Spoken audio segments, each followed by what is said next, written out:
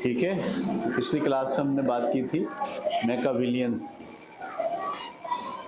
मैकाविलियंस की पहली प्रॉपर्टी होती है कि वो मैनिपुलेट बहुत करता है, यानी आपको इस्तेमाल करता है, महकूम बनाता है। सही है।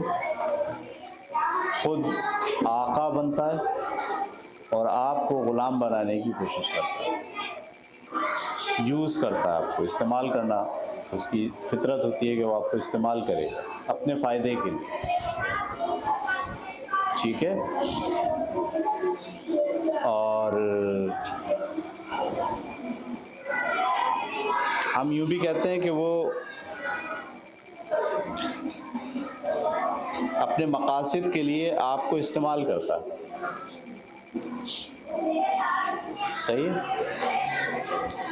मैकाविलियंस बहुत कैरेक्टर में बहुत अच्छे होते हैं, बहुत दिखने में खूबसूरत होंगे, लिबास बहुत ज़बरदस्त पहनेंगे और पहली नज़र में आपको ऐसा लगेगा ये लीडर्स हैं, इनमें लीडरशिप है।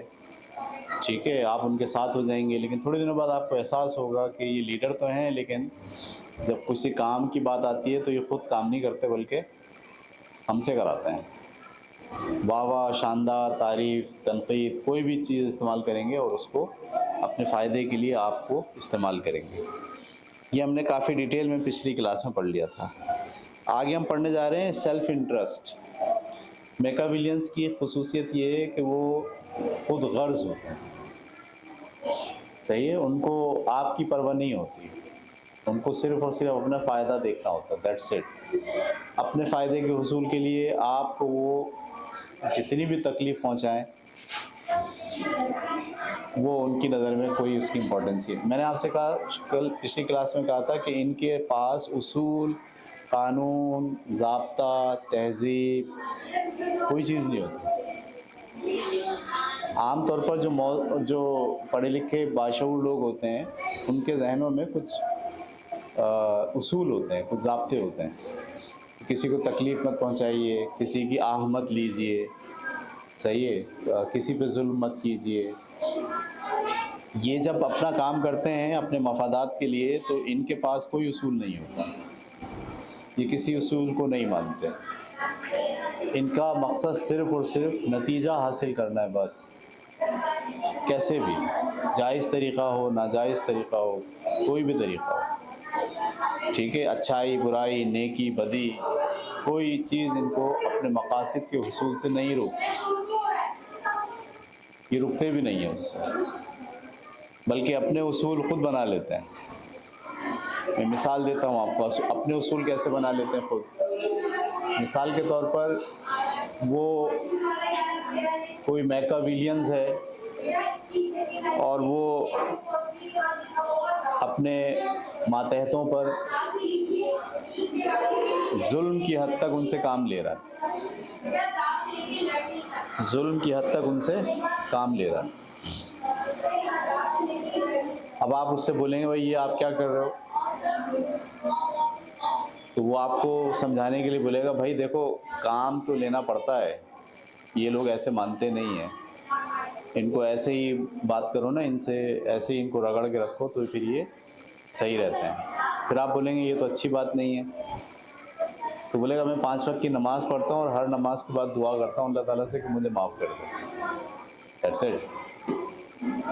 यानी उसने अपनी बात को समझाने के लिए अपना एक उसूल बना लिया कि ये सारे काम भी करते रहो और साथ साथ क्या करते रहो, नमाज भी पढ़ते रहो, माफ़ी भी मांगते रहो। नमाज़ पढ़ने से गुनाहों की माफ़ी मिलती है ना भाई, आज जिस दौर में हम रह रहे हैं उसमें काम कराने के लिए ये तो करना पड़ता है, तो ये भी करो लाजमी, और उसके साथ साथ इसको बैलेंस करने के लिए क्या कर लो, नमाज भी पढ़ लो। सबका खैरात भी करते हैं वो खूब, देगें पकाते हैं और लोगों को खाना खिलाते हैं कि भाई हमने जो कुछ किया है, जो जुल्म हम कर रहे हैं, उसका कंपनसेशन ये है कि हम लोगों को खाना भी खिलाते हैं।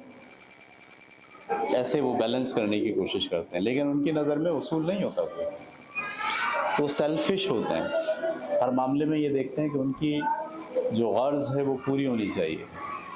मैंने आपसे कहा था ना, ये किताब एक लिखी है द प्रिंस, उस किताब में मैकाविली जो प्रिंस का जो मुशीर था, उसने ये किताब लिखी है। उसमें उसने सारे मेथड लिखे हैं कि इंसानों को, आवाम को, पब्लिक को कैसे आपको कंट्रोल करना है, कैसे ग़ुलाम बनाना है।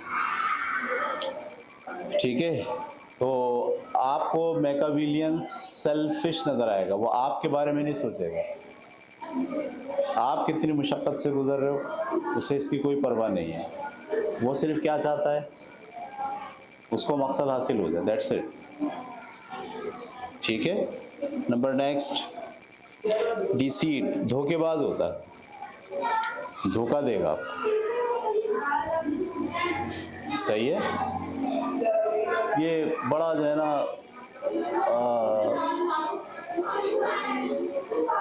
मैं तो बहुत सारे लोग देखे हैं मैकियावेलियंस अपनी ज़िंदगी के अंदर इधर उधर, यानी ऐसा जाल बुनेंगे ये साजिश का, और ऐसे जगह पे लाके आपको मारेंगे कि आप सोच भी नहीं पाएंगे और बोल भी नहीं पाएंगे। सही है। मैं एक मिसाल देता हूँ आपको समझाने के लिए कि मिसाल के तौर पर अहमद मेरे दोस्त हैं पक्के, सही है, और मैं मैकियावेलियन हूँ। अहमद तो सीधे साधे शरीफ आदमी है, मैं मैकियावेलियन हूँ। तो मुझे मेरा साबका पड़ा उनसे, क्या नाम है आपका, अब्दुल्ला से मेरा साबका पड़ा। अब्दुल्ला ने जो है ना मुझे 4 लोगों के सामने बेइज्जत कर दिया। तो मैं ये दुखड़ा लेके आया किसके पास, अहमद के पास, और अहमद के सामने मैं बात कर रहा हूँ और रो गया हूँ मैं, यार अब्दुल्ला ने ना मेरे साथ बहुत बुरा किया, और मेरे आंसू निकल गए बात करते। अहमद क्योंकि मेरे दोस्त हैं, उनको बड़ा असर हुआ। उन्होंने बोला यार, अब अहमद मुझे तसल्ली दे रहे हैं कि भाई साहब ये अब्दुल्ला तो है ही ऐसा, फलाने के साथ भी इसने ऐसे ही किया था, आप तसल्ली रखें, हम कुछ करते हैं इसके बारे में, और आप देखना मैं इसको कैसा मज़ा चखाऊंगा।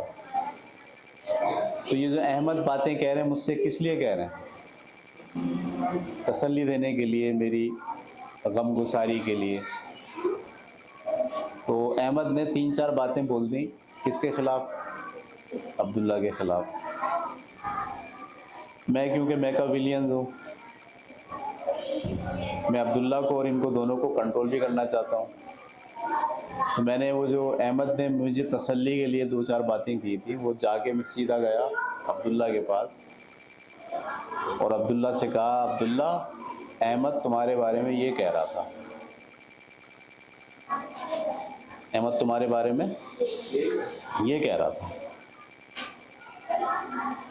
अब जब अब्दुल्ला ने सुना कि अहमद उसके बारे में ये कह रहा था, अब्दुल्ला ने एक मोटी सी गली बकी गाली इसको, अहमद को, और बोला इसकी ऐसी की तैसी आए, ज़रा नज़र आया मुझे, मैं इसको छोड़ूंगा नहीं। अब्दुल्ला ने जो गाली बकी थी और जो बातें की थी उस पर मैंने थोड़े 4 मसाले और लगाए और वापस आया किसके पास, अहमद के पास। बोला यार अब्दुल्ला ने तो तुम्हारे बारे में किसी के सामने ये कहा, अच्छा वो ये नहीं बता रहा मैंने बोला था तो मेरे सामने। बोला 4 लोगों के दरमियान अब्दुल्ला तुम्हें गाली बक रहा था और ये वाली गाली बक रहा था, और वो तुम्हारे बारे में ये राय रखता है, और तुम उससे बच के रहना, वो तुम्हें छोड़ेगा नहीं। अच्छा मैं मैकियावेली हूँ, मैं दोनों का पसंदीदा आदमी बन गया हूँ। अहमद भी मुझे पसंद कर रहा है और अब्दुल्ला भी मुझे पसंद कर रहा है, और अब्दुल्ला और अहमद को अब मैं क्या करवा रहा हूँ, मैं लड़वा दूंगा इनको। हो सकता है ये दोनों एक दूसरे को चौराहे पे जाके मारें, पीटें, और मारने पीटने पे भी मैं ये नहीं करूँगा कि छुड़वाऊँगा। मैं तमाशा देखूँगा, मैं रुकूँगा, फिर अहमद से अलग मिलूँगा और बोलूँगा अब्दुल्ला ने जो तुम्हें मारा है ना उसकी वजह ये है, वो ये सोचता है, वो ये करता है, और भड़काऊँगा अब्दुल्ला को, फिर अब्दुल्ला को जाके भड़काऊँगा, फिर अहमद को जाके भड़काऊँगा, और खुद तमाशा देखूँगा, और दोनों मेरे कंट्रोल में है। मैं जब चाहे इन्हें लड़वा दूँ, जब चाहे नहीं रोक दूँ, ये मेरे हुक्म मान रहे हैं, ये मेरी प्लानिंग के तहत चल रहे हैं, इसको कहते हैं धोखा देना। यानी मैकियावेलियंस धोखा और फ़रेब के ज़रिए से लोगों को मैनिपुलेट करते हैं, उनको इस्तेमाल करते हैं, उनको कंट्रोल करते हैं, सही है, उनके धागे अपने हाथ में रखते हैं, उनको कठपुतलियाँ बना देते हैं और ख़ुद बहुत अच्छा पोज़ करते हैं अपने आप को। और याद रखें कि इतना धोखा का प्लान करते हैं कि कोई ऐसा मौका ना आ जाए कि मैं, अब्दुल्ला और अहमद तीनों एक जगह एक साथ बैठे हों। ऐसा मौका वो आते ही नहीं देते।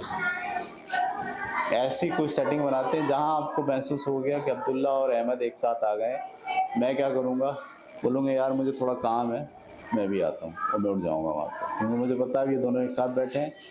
अब जो मैं बात कहूँगा, अगर अब्दुल्ला के हक़ में कहूँगा तो अहमद को बुरी लगेगी, और अहमद के हक़ में कहूँगा तो अब्दुल्ला को बुरी लगेगी, और ये मेरा असल चेहरा क्या होगा इनके सामने आ जाए। वो असल चेहरा दोनों के सामने लाना नहीं चाहते, वो धोखा देकर यूज़ करते हैं लोगों को, कंट्रोल करते हैं लोगों को। तो मैकियावेली का एक कारनामा ये है कि वो धोखा देंगे।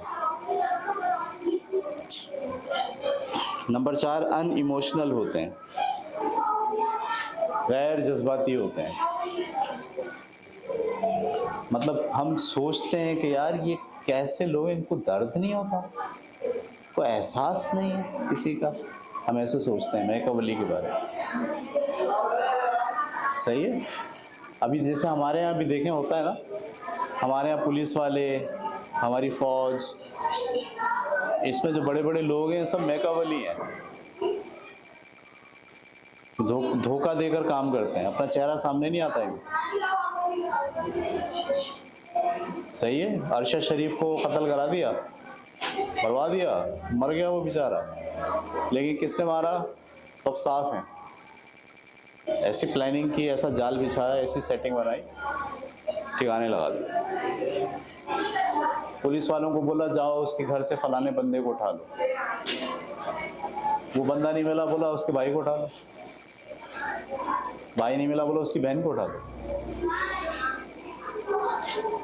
बहन नहीं मिली, बोला उसका 11 साल का लड़का, उसको उठा लो।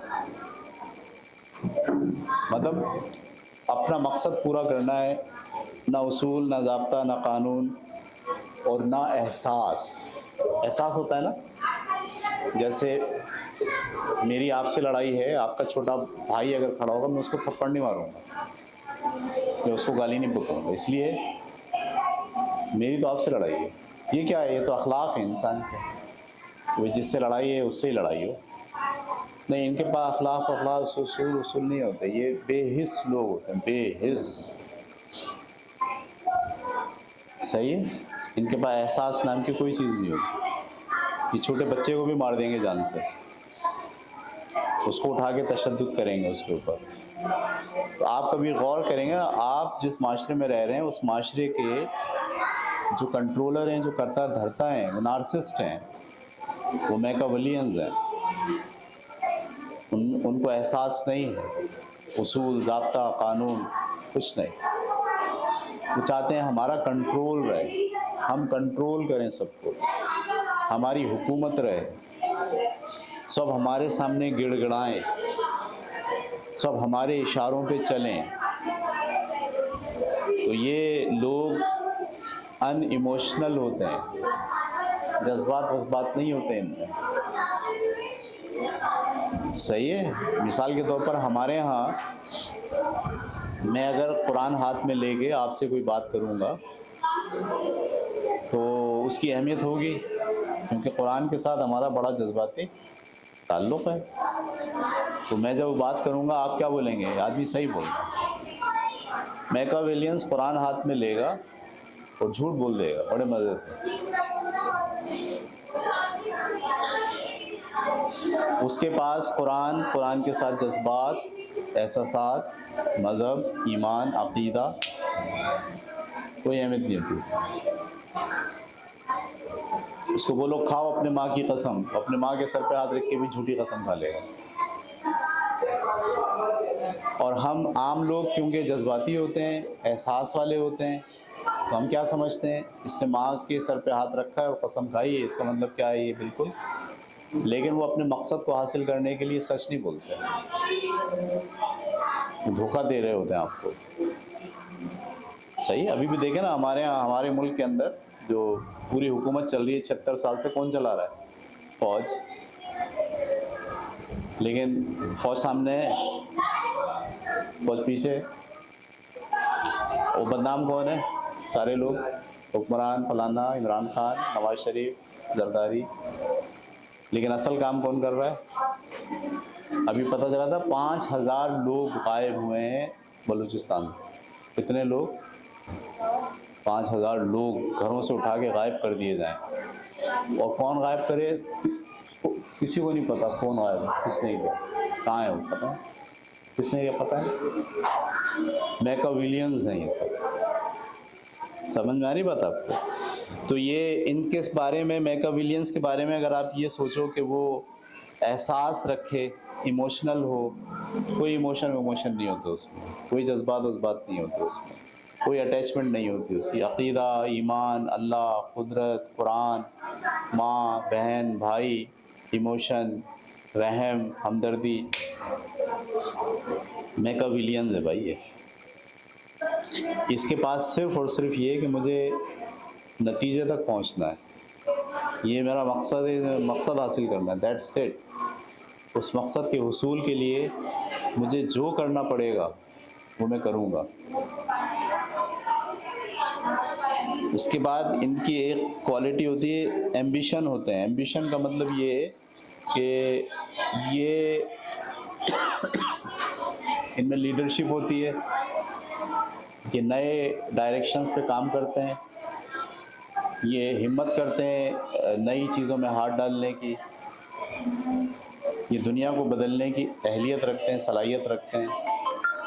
इनके ख़यालात बहुत ऊंचे होते हैं। मतलब किसी मैकियावेलियन से आप मिलेंगे ना, उससे बोलेंगे आप क्या कर रहे हो आजकल, वो बोलेगा भाई मैं तो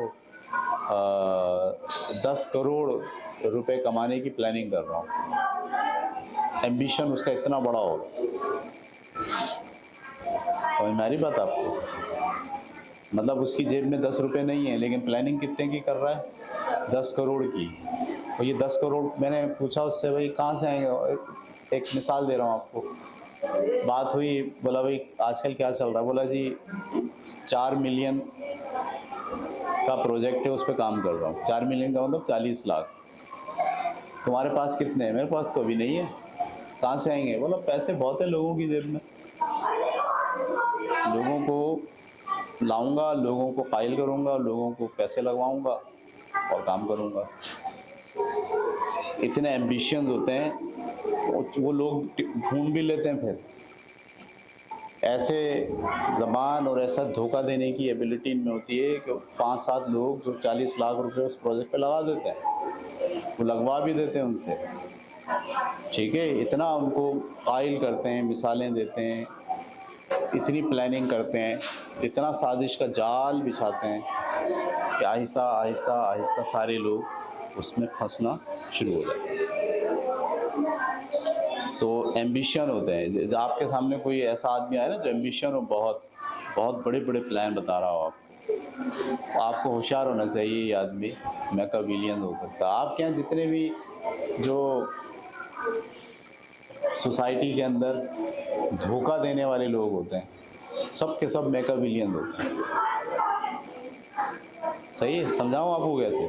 मिसाल के तौर पर, वो फलानी जगह पे एक मैदान था खाली, मैं गया कमिश्नर के पास, उसको बोला यार मैं ये जो मैदान है, इस मैदान के अंदर एक सोसाइटी बनाना चाहता हूँ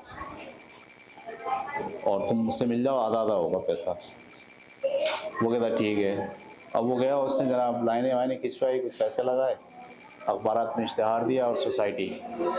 वो एक प्लाट जो है ना, इसमें आपको बिकेगा, 80 गज़ का प्लाट है जो किस्तों में मिलेगा, और फ़ी किस्त जो है वो 20,000 रुपये महीना है। 4 लाख का प्लाट है। अब वो कार्ड वार्ड छप गए उसके, वहाँ एक छोटा सा कमरा बन गया, ऑफिस बन गया बेहतरीन किस्म का। सब सपोर्ट कर रहे हैं उसको। कौन सपोर्ट कर रहा है? वो खुद मैकियावेलियन है। और सोसाइटी में और भी 4-6 लोग हैं जिन्होंने प्लान किया हुआ ऐसे धोखा देना है। अच्छा, वो ज़मीन किसी आदमी की है, उसको पता ही नहीं है अभी। तो हमने क्या करा, उसके ऊपर लाइनें वाइनें खींची, नक्शा वक्शा बनाया, पास कराया। जिसको पास कराने गए उसने बोला ये तुम्हारी ज़मीन नहीं है। बोला यार तुम्हें इससे क्या, नक्शा दो तुम, ये लो पैसे, 2 लाख रुपए तुम रखो, 5 लाख रुपए तुम रखो, 10 लाख रुपए तुम रखो। सबसे कर करा के उन्होंने सारी पूरी लाइनें वाइनें खींच के नक्शा बना के प्लाट बेचना शुरू कर दिया। हम जैसे, आप जैसे गरीब लोग, मिस्कीन, जिनके पास मकान नहीं है, प्लाट नहीं है, पैसे भी नहीं है, उन्होंने सुना, इश्तहार देखा टीवी में, अखबार में, बोला यार बड़ी ज़बरदस्त प्लानिंग है, 20,000 रुपये महीना देते रहो और 4 साल के बाद क्या होगा, हमारा प्लाट मिल जाएगा। तो आप 20,000 रुपये महीना देते गए, देते गए, देते गए, 4 साल हो गए। कितने हो गए? पेमेंट कर दिया आपने, अब आप गए हमारा प्लाट, तो बोला भाई अभी तो बिजली लगेगी इसमें, तो बिजली के लिए हमने दरख्वास्त दे दी है, उस पर इतना खर्चा आएगा, आप इतने पैसे और दे दें। फिर जब पैसे आ गए तो बोला अब गैस लगेगी, गैस के पैसे दे दें। फिर जब ये आया तो बोला अब सड़कें बनेंगी, सड़कों के पैसे देते हैं। तो पता चला वो 7 साल तक आप पैसे भरते रहे और 7 साल के बाद अचानक वो जो उन्होंने जगह बनाई हुई थी, ऑफिस बनाया था, वो टूट गया, वो गायब हो गया, और वो आदमी भी गायब हो गया, वो मुल्क से बाहर चला गया या किसी और जगह चला गया या वो गायब भी हो गया। अब जितने लोगों ने पैसे भरे थे, करोड़ों अरबों रुपए, वो परेशान। वो गए अदालत कि भाई ये सोसाइटी थी, ऐसा था वैसा था। अदालत ने लोगों को बुलाया तो लोगों ने बोला नहीं, ये तो फलाने आदमी की ज़मीन है, इस पे तो था ही नहीं, इस पे तो कभी सोसाइटी हमने अप्रूव ही नहीं की। अब जज साहब ने भी बोल दिया ये सारे जो गरीब लोग हैं जो पैसे भरते हैं ये बेवकूफ़ हैं, धोखे में आ जाते हैं, लोगों की बातों में आ जाते हैं।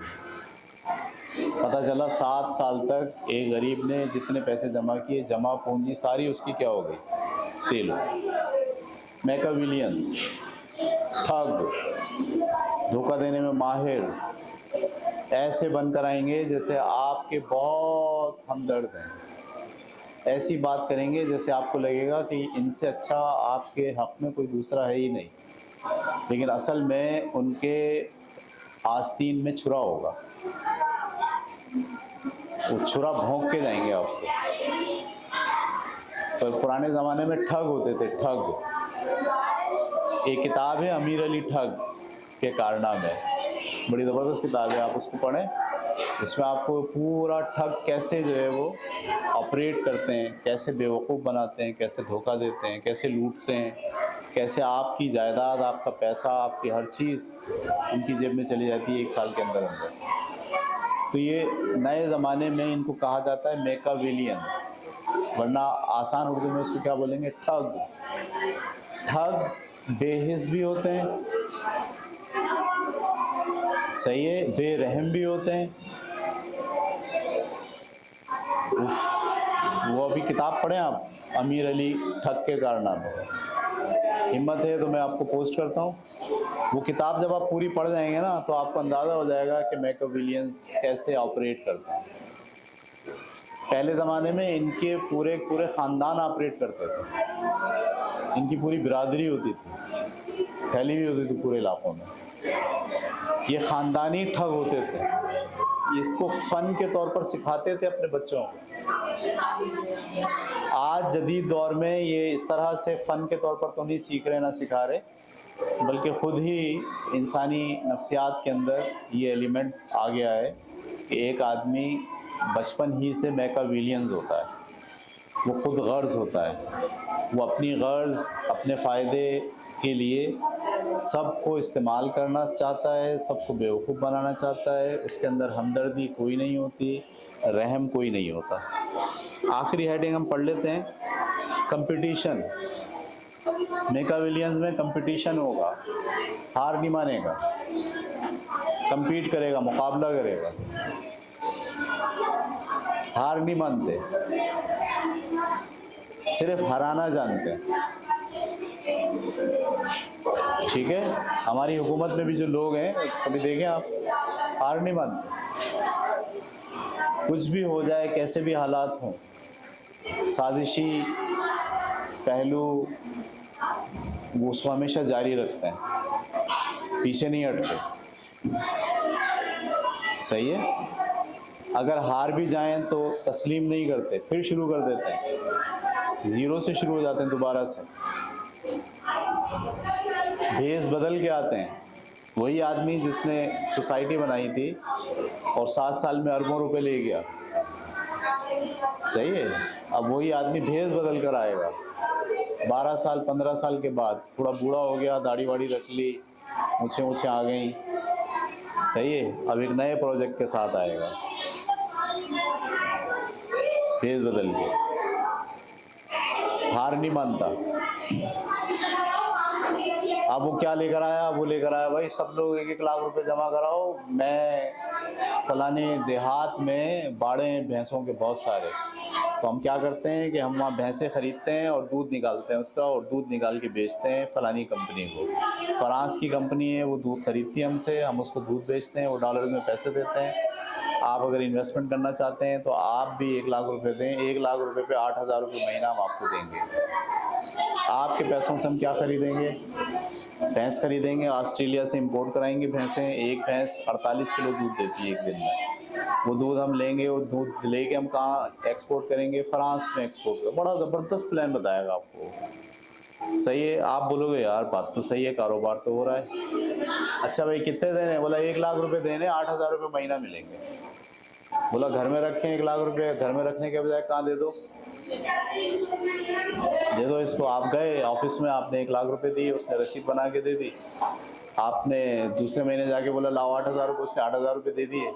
आपने ख़ानदान के 5 लोगों को बोला मैंने वहाँ 1 लाख जमा करा, 8,000 रुपये महीना मिल रहे, वो 5 लोग भी चले गए, और चले गए, और चलेगा, आबादी चलेगी, पता चला भाई सारी आबादी 1-1 लाख रुपये, 2-2 लाख रुपये, कोई 5 लाख रुपये, कोई 20 लाख रुपये रख रहा है, और वो दे भी रहा है। क्यों दे रहा है, वो पहले 5 लाख आए थे उन्हीं में से दे रहा है, फिर 1 महीने के बाद जो 20 लाख आना शुरू हो गए उसमें से उनको दे दिए, 8-8 हज़ार तो देने, अगली दफ़ा 1 करोड़ रुपए आ गए उसमें से दे दिए। अब ऐसे वो नए पैसे बढ़ते जा रहे हैं, पुराने वो थोड़े थोड़े उन्हीं में से दे, कारोबार वारोबार पीछे भैंसें वैंसें सब नहीं है, कुछ भी नहीं है। और जब बढ़ते बढ़ते बढ़ते बढ़ते आपके पास 6 अरब 8 अरब 10 अरब रुपए आ गए, एक दिन ऐसा हुआ ऑफिस गायब बंद, और पब्लिक गायब, और कोई सब ढूंढते फिर रहे हैं भाई कहाँ गया वो। तो जिन्होंने शुरू शुरू में पैसे दिए थे उनके तो 1 लाख वापस हो गए, और जिन्होंने बाद में दिया, आखिरी में दिया सबसे, वो सारे फंस गए। अच्छा ये वही आदमी था जिसने वो बनाई थी सोसाइटी, भेस बदल के आएगा ये, एम्बिशंस होते हैं ये, हार नहीं मानते, अपना फ़ायदा अपना मफाद हासिल करने के लिए ये कुछ भी कर जाएंगे, जान भी ले लेंगे। जान लेना इनके लिए, आप हैरान होंगे, मैंने वो किताब पढ़ी अमीर अली ठग के कारनामे, उस किताब के अंदर जब और वो जो ठग है वो मुसलमान है, 5 वक्त की नमाज़ पढ़ता है, और कितने मार चुका है वो, 150 लोग मार चुका हूँ अब तक। मारता कैसे वो, पहले उसको पता चल जाए इस आदमी का पैसा है, उसको बैठेगा, बोला आओ चाय पीते हैं, वो चाय पिएगा, उससे बातें करेगा, प्यार मोहब्बत की अदबी बातें करेगा, शेर सुनाएगा, वो बोलेगा यार ये तो बड़ा अच्छा आदमी है, वो उसका दोस्त बन गया। पहले दिन उसको दूसरे दिन आया, तीसरे दिन आया, फिर उसने एक दिन प्लान बना लिया, तो अब मुझे इसको आज क्या करना, कत्ल करना। उसने वहाँ कब्र भी खुदवा दी है, वहाँ 2 लोग बैठे में इंतज़ार में, कब्र खोद के 2 लोग इंतज़ार में बैठे में, ट्रांसपोर्ट करेंगे इसकी लाश को, सारी सेटिंग बना ली है उसने। और वो जो आदमी बैठा उसको कुछ नहीं पता, वो क्या समझ रहा है कि मेरा दोस्त है, तो बस वो खाना खाते खाते उसने रुमाल निकाला अपना, उनकी टेक्निक होती है रुमाल को ऐसे ठंडा दे के गले में ऐसे खींचते हैं कि एक ही झटके के अंदर गर्दन का जो नक्का है वो टूट जाता है और आदमी एकदम में ख़त्म।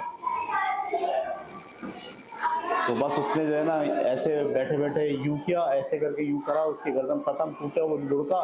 2 आदमी पहले से जो तैयार थे प्लानिंग के साथ, वो आए, उन्होंने कपड़ा डाला, उसको लेके गाड़ी में डाला, वहाँ पहुँचे, वहाँ पहुँच के उन्होंने फेंका और दबा दिया और बाहर निकले, वो सारे पैसे उन्होंने उसके। यानी इस तरह से मैकियावेलियंस या ठग काम करते हैं, जान से मारना उनके लिए कोई मुश्किल नहीं होता, सही है, जज्बाती नहीं होते, एम्पैथी नहीं होती, रहम वहम, आप बोलो रहम, अच्छा, जब उस आदमी को पकड़ के उससे इंटरव्यू लिया पुलिस वालों ने, ये वो कहानी है बड़ी ज़बरदस्त, अमीर अली ठग के कारनामे, तो उसको ये बोला कि भाई ये जो आप मारते हो ये तो कत्ल है। तो उसने बड़े ज़बरदस्त दलाइल दिए, ये कत्ल नहीं है। बोला क्यों? बोला भाई देखो, हर आदमी की ज़िंदगी और मौत का फैसला कहाँ होता है? कुदरत के पास होता है। कुदरत चाहती है कि आबादी कम हो। अब कुदरत आबादी कम करने के लिए क्या करेगी? तो ज़लज़ला लाएगी। ज़लज़ला लाएगी तो क्या होगा? उसमें बेगुनाह भी मारे जाएंगे, बच्चे भी मारे जाएंगे।